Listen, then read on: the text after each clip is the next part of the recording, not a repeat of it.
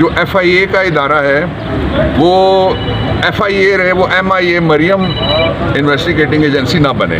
वो तारीख दान नहीं है, तारीख नवीस नहीं है, उनको भी तारीख का कुछ नहीं पता। वहाँ जो काम करने वाले अक्सर वो सानिया सकूत मशरक़ी पाकिस्तान के बाद की पैदाइश होंगे यकीनन, वरना जिसको 60 साल हो गए वो तो रिटायर हो जाता है, 10 साल में कोई भर्ती हो नहीं सकता।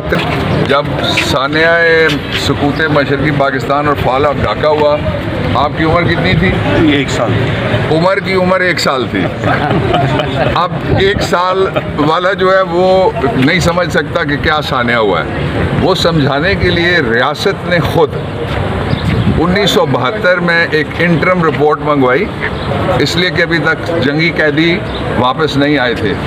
और वो इंटरम रिपोर्ट ये थी कि सकूत ढाका के ज़िम्मेदार कौन कौन से जर्नैल हैं और कौन कौन लोग हैं जिनके आपने कोर्ट मार्शल करने हैं, कौन लोग हैं जिनके ख़िलाफ़ आपने मुकदमे बनाने हैं और किन लोगों को आपने नौकरी नहीं देनी। एक फिर जब टाइगर वापस आया, जो सरेंडरिंग टाइगर था वो, और उसके साथ जनरल याया खान, उनके बयानात लिखे गए, उनको इंक्वायरी कमीशन ने शामिल किया और उसके बाद जो फाइनल रिपोर्ट है वो 1974 में सबमिट हुई है। इस रिपोर्ट को ना रियासत ने कभी मुस्तरद किया, ना रिसेंड किया और ना ही कभी विड्रॉ किया, ना ही उस इंक्वायरी कमीशन के ऊपर एक और इंक्वायरी कमीशन लगाया कि हमें नए TORs पे इंक्वायरी की ज़रूरत है।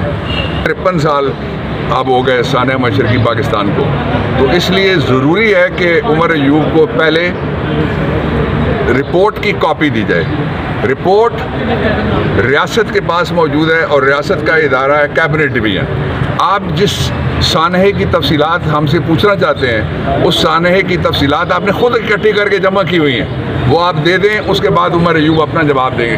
दूसरा, मैं इस पर एक पॉलिटिकल कमेंट ये करना चाहता हूँ कि आप सबको पता है कि सारी दुनिया में हाथ पाँव नाक रगड़ रगड़ के कहा ये जा रहा है कि जो हमारे कर्जे हैं वो रीशेड्यूल कर दो और कुछ हमें दे दो, और सारे वास्ते दिए जा रहे हैं कि कुछ हमें दे दो ताकि जाके हम बजट बना सकें। बजट के लिए उन्होंने 6 तारीख रखी हुई थी, अभी तक बजट का नामो निशान नहीं है।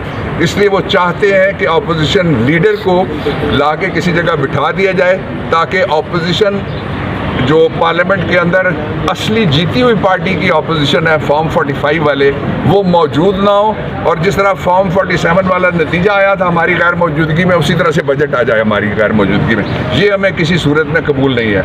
आखिरी बात जो मेरी तरफ से है वो ये है कि ये जितने भी मुकदमात हैं ये पाकिस्तान को साबित करते हैं कि सरजमीन बेआईन है, और ये जितने भी मुकदमात हैं ये गैर कानूनी है, और ये जितने भी मुकदमात हैं इनका कोई नतीजा मुस्बत इसलिए नहीं निकल सकता कि इमरान खान तो दूर की बात, इमरान खान की पार्टी तो दूर की बात, आपने एक अकेला अहमद फरहाद उठाया, आपने पूरा जोर लगाया, वो भी नहीं तोड़ा जा सका।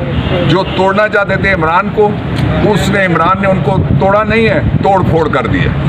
अच्छा सर, बताइएगा कि जो वज़ीर-ए-आज़म शहबाज शरीफ साहब हैं वो सुना है